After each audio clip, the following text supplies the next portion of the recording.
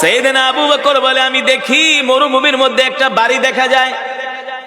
আমি আল্লাহর নবীকে ডাক দিয়া বললাম, নবীজি উনজুর ইলাল আমাম, সামনের দিকে তাকায় দেখেন, ওই যে একটা বাড়ি দেখা যায়।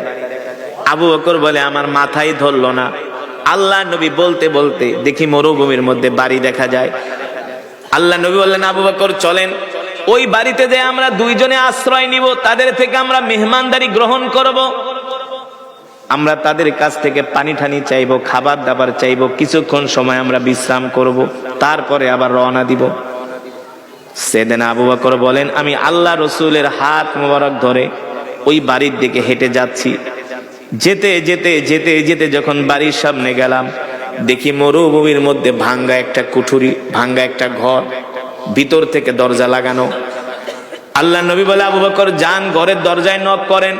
আমি যে ঘরের দরজায় নক করলাম, ইফতাহিল বাব, কে ঘরের দরজা খোলো। একবার দুইবার তিনবার বলার পরে কেউ কোনো সাড়া দেয় না।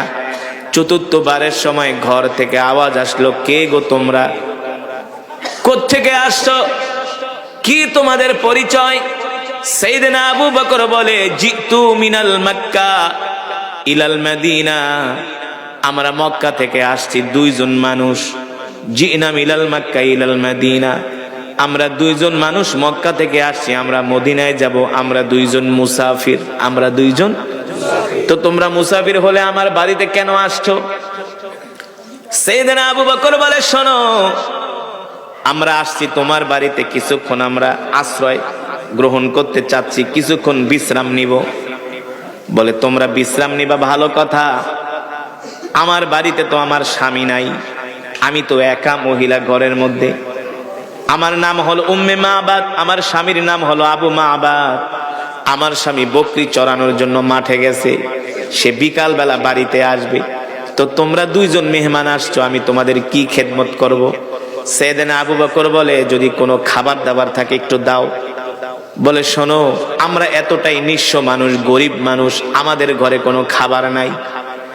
আমার স্বামী বকরি চড়ায়, সেই বকরি থেকে আমরা দুধ দোয়া দুইজন স্বামী স্ত্রী পান করি, আর গাছ থেকে কিছু খেজুর পেড়ে খেজুর খাই, এছাড়া আমাদের কাছে কোনো খাবার দাবার থাকে না। সাইয়েদনা আবু বকর বলে, যদি খাবার দাবার না থাকে তাহলে একটু পানি পর্যন্ত দাও। বলে, পানিও শেষ, পানিও। আল্লাহর নবী বলেন, আবু বকর খাবারও নাই পানিও নাই। বলে, না। হঠাৎ করে আল্লাহর নবী দেখেন উম্মে মাবাদের ঘরের সামনে একটা বকরি বাঁধা। কি বাঁধা? একটা বকরি বাঁধা। আল্লাহর নবী ডাক দিয়া বলেন, আবু বকর, আপনি উম্মে মাবাদ থেকে অনুমতি নেন, ওর ঘরে যেহেতু খাবারও নাই পানিও নাই, আমরা ওই বকরি থেকে একটু দুধ দোয়া দুইজনে তৃষ্ণা নিবারণ করি। সাইয়েদনা আবু বকর বলল, উম্মে মাবাদ, ইয়া উখতি, তোমার ঘরের সামনে একটা বকরি বাঁধা আছে, যদি অনুমতি দাও আমরা ওই বকরি থেকে দুধ দোয়া দুইজনে পান করি। ঘর থেকে উম্মে মাবাদ বলে, পথিক, জানো না আমার ঘরের সামনে যেই বকরি বাঁধা আছে, এই বকরিটা হলো অসুস্থ বকরি, হাঁটতে চলতে পারে না, দুধ দিবে কোত্থেকে? ওই হাঁটতে চলতে পারে না, এই কারণে আমার স্বামী ওকে ঘাস খাওয়ানোর জন্য মাঠেও নিয়ে যেতে পারে না। আল্লাহর নবী বলে, আবু বকর, আপনি শুধু উম্মে মাবাদ থেকে অনুমতি নেন, অসুস্থ বকরি থেকে দুধ দোয়ানোর দায়িত্ব আমার। আর জোরে বলেন সুবহানাল্লাহ। সাইয়েদনা আবু বকর বিশ্বাস করেন, আল্লাহর নবীর জবান মোবারক দিয়া যেহেতু এই কথা বলেছে, অসুস্থ বকরি থেকে অবশ্যই দুধ। সাইয়েদনা আবু বকর বলে, উম্মে মাবাদ, অনুমতি দাও, অনুমতি দাও। মহিলা মানুষ, অসুস্থ বকরি দুধ দেয় না। আল্লাহর নবী বলে, আবু বকর, আপনি শুধু অনুমতি আনেন। একবার দুইবার তিনবার বলার পরে মহিলা রাগ করে কয়, যাও, পারলে দুধ দোয়া খাও, আমার কোনো আফসোস নাই। এবার আল্লাহর নবী বলে, আবু বকর, দুধ যে রাখবো পাত্র পাবো কোথায়? উম্মে মাবাদ থেকে একটা পাত্র চাই আনেন। আবু বকর বলেন, সাইয়েদনা আবু বকর বলে, উম্মে মাবাদ, একটা পাত্র দাও।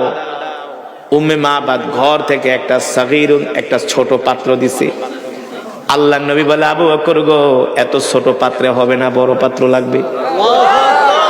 ওই মহিলা আরো রাগ করছে, কয়, তোমরা আমার সাথে মজা করো না? একে বলছি অসুস্থ বকরি, দুধ দেয় না, হাঁটতে পারে না, চলতে পারে না, দিছি ছোট পাত্র, বলে ছোট পাত্রে হবে না, বড় পাত্র লাগবে। বুঝলাম না, আমার কথা কি তোমরা বিশ্বাস করো না?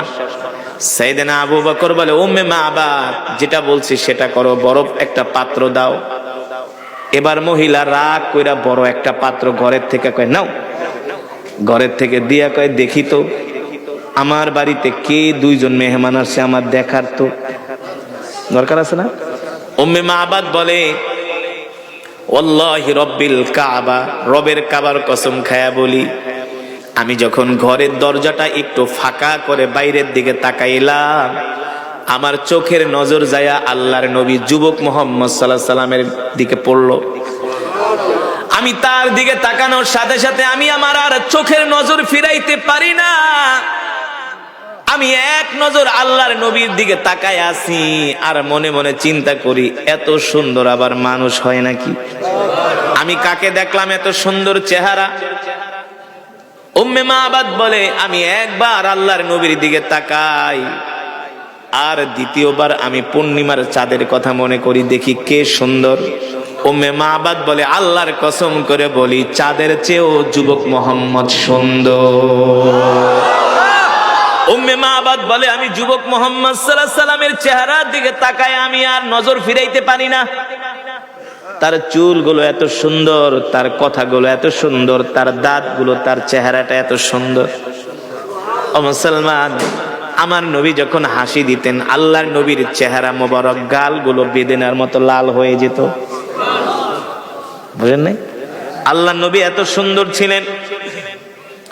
জীবনের প্রথম যেদিন মিশরে যাই, কায়রো থেকে যেদিন বিমানে উঠি, দুবাই থেকে যেদিন কায়রোর বিমানে উঠি, মিশরের মানুষটা এমনি সুন্দর, জানেন? সব একের জিনিস। পুরুষরা তো সুন্দর, আর মেয়েদের কথা তো বাদই দিলাম, আপনাদেরকে জানার জন্য বলছি এত সুন্দর কেন। পয়গম্বর ইউসুফ আলাইহিস সালাম ছিলেন পৃথিবীর সবচেয়ে সুন্দর, কিন্তু আল্লাহর নবীর চেয়ে সুন্দর। আল্লাহর নবী বলেন, আমার ভাই ইউসুফ হলো সাদা সুন্দর, আমি হলাম লাল সুন্দর। সাদা সুন্দর বেশি আকর্ষণীয় নাকি লাল সুন্দর? এই যুবক, যখন বিয়ে করতে যাইবা দাদির কাছে জিগাইবা, দাদি যাইতেছি দেখতে, কয় শোন, আগে দেখবি কন্যার চেহারাটা লাল সুন্দর কিনা, কারণ লাল সুন্দর মানুষগুলো রোদ্রে গেলে চেহারা আরো বেশি আলোকিত হয়, ঠিক কিনা বলেন? আমার রাসূল ছিলেন, আমার কলিজার টুকরা নবী ছিলেন লাল সুন্দর। আল্লাহু আকবার। পৃথিবীর যত সৌন্দর্য আছে আল্লাহ তাআলা আমার নবীকে দান করেছেন। এই কারণে আম্মা জান আয়েশা রাদিয়াল্লাহু তাআলা আনহা বলেন, মিশরের রমণীরা পয়গম্বর ইউসুফের চেহারা দেখা আপেল কাটতে যায় আঙ্গুল কেটে ফেলেছিল, জানেন? হ্যাঁ,